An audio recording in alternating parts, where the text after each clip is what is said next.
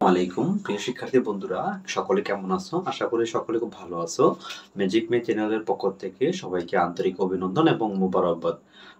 আমরা আজকে আলোচনা করব নবম এবং দশম শ্রেণীর, বিশেষ করে দশম শ্রেণীর অনুশীলনী 10 দূরত্ব উচ্চতার এই অধ্যায় সম্পর্কে আমরা আলোচনা করব। আজকের টপিকটা খুবই ইম্পর্টেন্ট এবং গুরুত্বপূর্ণ। তুমি যদি একজন শিক্ষার্থী হয়ে থাকো তাহলে আজকের এই টপিকটা তোমার জন্য অনেক মূল্যবান। যে জিনিসটা তুমি মুখস্থ করতে হবে, আজকে সেই ভিডিওটা দেখলে তুমি সেই জিনিসটা মুখস্থ করতে হবে না, অবশ্য তুমি নিজ থেকে সারা জীবন সেটা মনে থাকবে। সেই বিষয়টা হলো দূরত্ব উচ্চতা। আমাদের দূরত্ব উচ্চতার ক্ষেত্রে 6টা সূত্র প্রয়োগ করা হয়। একটা হলো সাইন, কস, ট্যান, সেক, কোসেক, কট। এটার মান যেমন সাইনের মানটা হলো লম্ব বাই অতিভুজ, কসের মানটা হলো ভূমি বাই অতিভুজ, আর টেনের মানটা হলো লম্ব বাই ভূমি। এখন প্রশ্ন, আমি তো সেই মানগুলো বললাম মুখস্থ, কিন্তু তুমি তো পড়লে মনে থাকে না। তাহলে এখন প্রশ্ন, আমরা পরীক্ষা হলে গেলে ভুলে যাই, আনসার করতে পারি না। তাহলে আমরা এবার কিভাবে মনে রাখবো? আমি সবসময় বলি একটা স্লোগান, যে আমাদের কোনো সূত্র মুখস্থ করতে হবে না, মুখস্থ করা ছাড়াই আমরা এই সূত্রগুলো আনসার করতে পারি।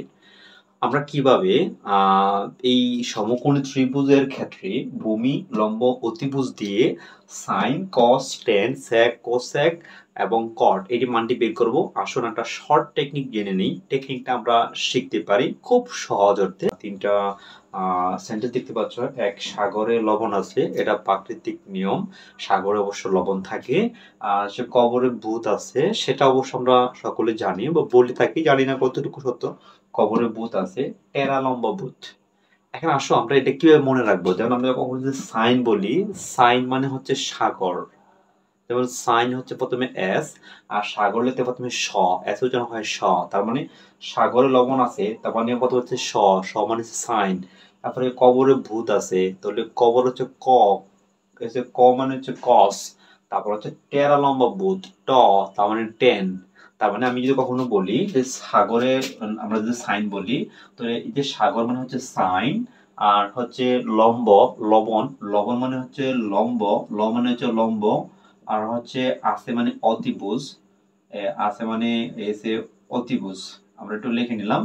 তার মানে যদি এটা প্রয়োগ করতে যাই, কবরে মানে হচ্ছে কস, কবরে মানে হচ্ছে কস। তারপর হচ্ছে ভূত, ভূত হলো এখানে এখানে ভূত মানে হচ্ছে ভূমি, ভূ দ্বারা বোঝা যাচ্ছে ভূমি।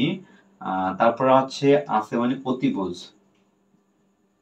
তারপরে এটা আসো, টেরা মানে হচ্ছে টেন, টেরা মানে হচ্ছে টেন। আর হচ্ছে লম্বা, লম্বা মানে হচ্ছে লম্ব। তাহলে আমরা এখানে লিখে দিব লম্ব।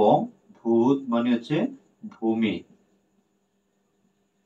তার মানে আমরা যদি একটু সহজ করে বলতে যাই, সাগরে লবণ আছে, সাগরে মানে হচ্ছে স, তার মানে হচ্ছে সাইন।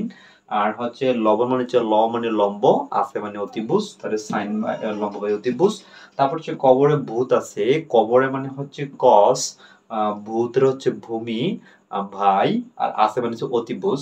তারপর হচ্ছে টেরা লম্বা ভূত, টেরা মানে হচ্ছে টেন, আর লম্ব মানে হচ্ছে লম্ব, আর ভূত মানে হচ্ছে ভূমি।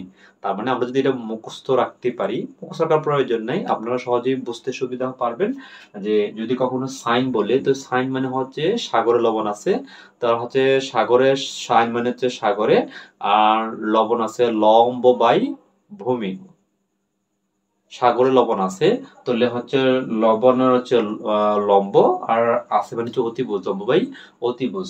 তারপর হচ্ছে কস মানে কবর ভূত আছে, কবর মানে হচ্ছে কস, আর ভূমি বাই অতিভুজ। তারপর টেরা লম্ব ভূত, টেরা মানে হচ্ছে টেন, হচ্ছে লম্ব বাই অতিভুজ। এবার আপনাকে এটা বিপরীত করলে হয়ে যাব। যেমন সাইনের বিপরীত হলো কোসেক, সি ও এস ই সি, কোসেকটা হলো অতিভুজ বাই লম্ব। তারপর হচ্ছে আরেকটা হচ্ছে কস, কসের বিপরীত হলো সেক, সেকটা উল্টে লিখলে হয়ে যাবে অতিভুজ বাই ভূমি। আর টেনের বিপরীত হচ্ছে কট, এই কট হলো ভূমি বাই লম্ব। আশা করি আমাদের এই ভিডিওটা প্রত্যেকে ভালো লাগছে। কারা কারা ভালো লাগছে, কাদের এটা আগামীতে কাজে লাগবে, কারা শিখেছেন এখান থেকে, অবশ্যই কমেন্টস করে জানাবেন। আর ভালো লাগলে লাইক, কমেন্ট, শেয়ার করে পাশে থাকবেন। আর চ্যানেল সাবস্ক্রাইব করে অল বাটনে ক্লিক করে রাখবেন, যাতে আরো নতুন নতুন টিপস এবং ভিডিও আপনারা পেয়ে শিখতে পারেন। আমাদের একটি স্লোগান, মুখস্থ নয়। বুঝে পড়ি। ধন্যবাদ সকলকে। আসসালামু